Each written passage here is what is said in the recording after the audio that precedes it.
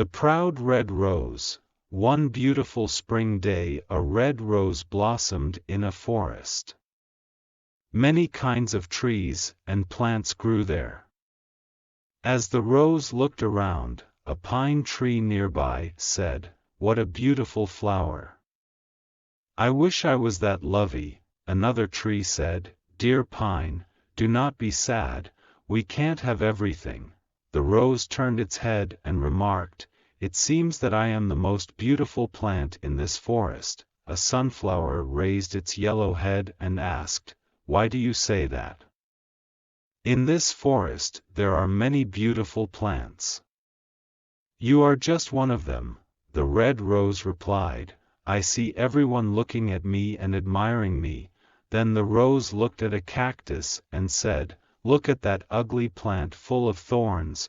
The pine tree said, "Red rose, what kind of talk is this? Who can say that what beautiful is? You have thorns too." The proud red rose looked angrily at the pine and said, "I thought you had good taste. You don't know what beautiful is at all. You can't compare my thorns to that of the cactus."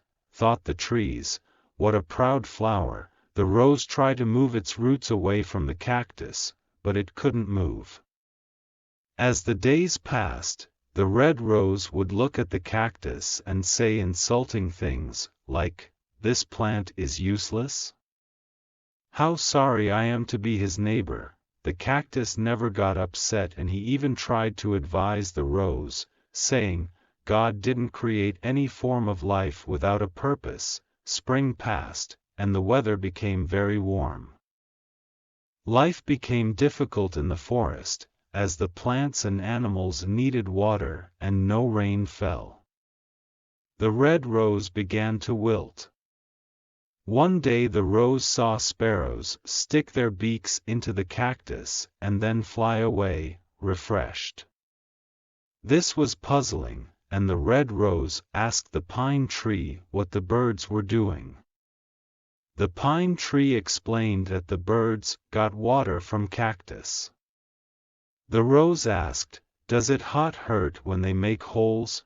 The pine replied, "Yes, but the cactus doesn't like to see any birds suffer." The rose opened its eyes in wonder and said, "The cactus has water?" "Yes, you can also drink from it. The sparrow can bring water to you if you ask the cactus for help." The red rose felt too ashamed of its past words and behavior to ask for water from the cactus, but then it finally did ask the cactus help. The cactus kindly agreed, and the birds filled their beaks with water and watered the rose's root. Thus the rose learned a lesson and never judged anyone by their appearance again.